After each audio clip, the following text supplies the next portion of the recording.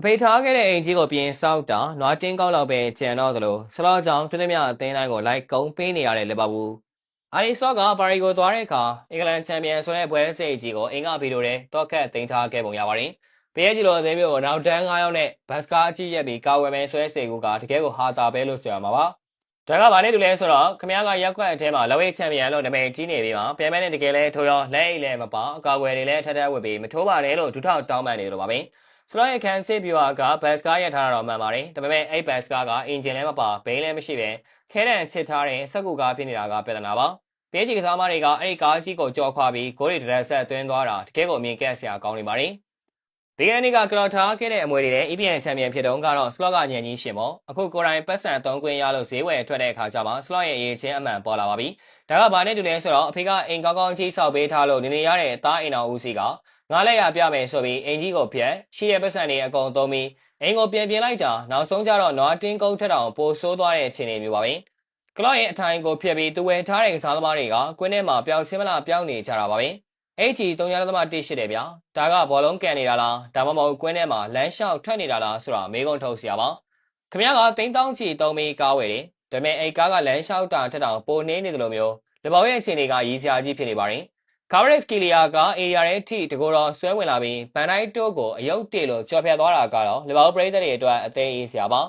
ဘန်တိုင်းတိုးခန်စီတန်ဟာအင်္ဂလန်ချန်ပီယံတွေမဟုတ်ပဲပြားလိုက်တဲ့ကရုပ်ထုတွေလို့ဖြစ်နေပါတယ်ဒါကဘာနဲ့တူလဲဆိုတော့အိမ်မှာဘလူးစီးတဲ့ခွေးကြီးရှိတယ်ဆိုပြီးဆိုင်းဘုတ်ချိန်ထားတာတခိုးလဲဝင်ရောအဲ့ဒီခွေးကြီးကတခိုးကိုအမီးနှံ့ပြီးလမ်းပြပေးနေတယ်လို့မျိုးပါပဲPSGကစားမတွေကလီဗာပူးခန်စစ်ကိုလေးချင်ရေးကွင်းလို့သဘောထားပြီးစိတ်ကြိုက်ကစားသွားကြတာပါအခုတော့အဖေကရှင်းနေပါပြီဆလော့ရဲ့အရေးချင်းကဆိုင်ကယ်ပြင်ဆိုင်လောက်ပဲကင်ကျွဲတက်သူကိုလိန်ပြန်ပေးမောင်းလိုက်တယ်လို့ဖြစ်နေတာပါ